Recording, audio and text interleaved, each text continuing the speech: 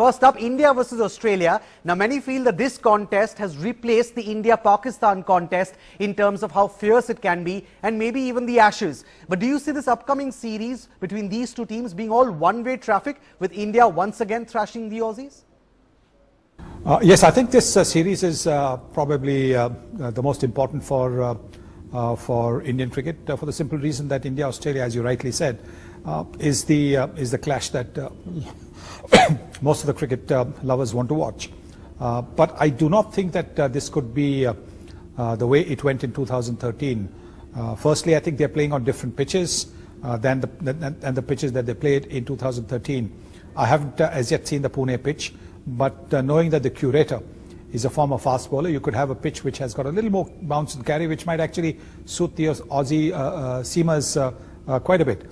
So I don't think it will be something like this. But then, if India do get ahead in the first test itself, then it will be tough for the Australians to come back. Right, we will of course talk about Australia's big challenges on this tour in just a bit. But before that, which are the areas, sir, where you think Team India should be careful against the visiting Aussies? I think, the Australians generally are at their most dangerous when they are down because, they come out fighting. They've got batsmen who are in very good form. They've got their form back after a pretty ordinary series against the South Africans, against the Pakistanis. They've come back to form. David Warner is, like Virat Kohli, is in the form of his life. He's scoring hundreds at will in just about every format of the game, be it Test cricket or limited overs cricket. He's scoring hundreds. Steve Smith has been very, very consistent. They've got a couple of new young players coming through. So I think it is a team which has come, with determination, which is the hallmark of Australian cricket. And I think perhaps the one area that they might be just a little bit short of experience, not class, short of experience, is the pace bowling. In previous times, they've had bowlers who played a lot of cricket for Australia in all kinds of conditions. But here I think their bowling is perhaps just that little bit short of experience. Right, now how strong a team is mentally in cricket, like in most other sports, is also a very big factor. In that context, do you see this Australian team being intimidated by the Indians? After all, they have lost their last 9 tests in Asia. Well, it's not going to be easy for the Australians, but I think clearly I think the first test is always going to be the pointer.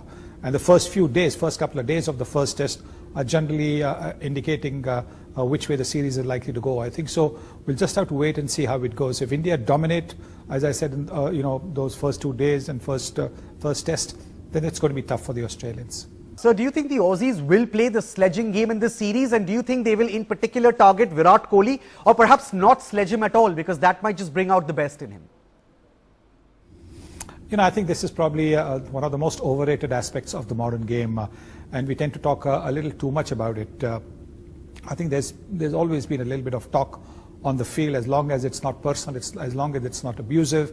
I don't think people should worry, and neither do the players worry too much. I think a lot of the players today are used to people taunting them, people saying things to them, and they just put it at the back of their minds and carry on. So I don't think it's going to be a factor.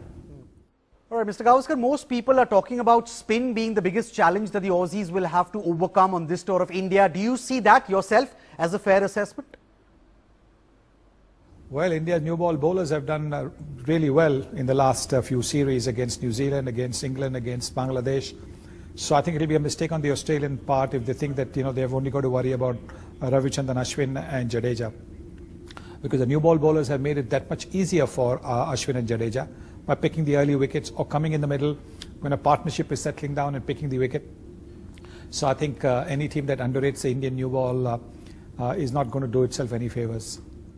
Right, now as far as the Aussie spinners are concerned, sir, we know Nathan Lyon, of course, but apart from that, if you see the Australian squad, the spinners that they are all rather inexperienced. There's Ashton Agar, who's played 2 tests, there's Steve O'Keefe, who's played 4, and Mitchell Swepson, who is uncapped. Will Lyon, you think, get the support that he needs at the other end on this tour?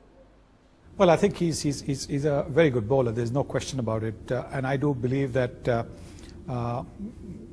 watching him bowl in the 2014-15 series helped Ravichandran Ashwin to adjust his line from off and middle to just outside off, and therefore the success that Ravichandran Ashwin's been having off late is partly because, spinners and bowlers observe each other and learn from each other. But yes, I think he will probably be plowing a lone furrow over here. I'm not too sure about the support spinners that they've got. We saw in England, when England came in as well, it's a different thing, releasing the ball. It's giving it the spin, giving it the vicious turn, the flick, which we didn't see from England. I'm not too sure. I haven't seen the Australian spinners. Do they give it that little tweak? Do they really give it that little turn, which, say, Nathan Lyon does? Then I think they could also be pretty useful bowlers. All right, one final question, sir, and it's the question that we always love to ask. If you had to make a prediction for this series, what would it be? If I have to make a prediction for this series, my prediction would be just like the England series. I think it will be, either a 2-0 or a 3-0 for India.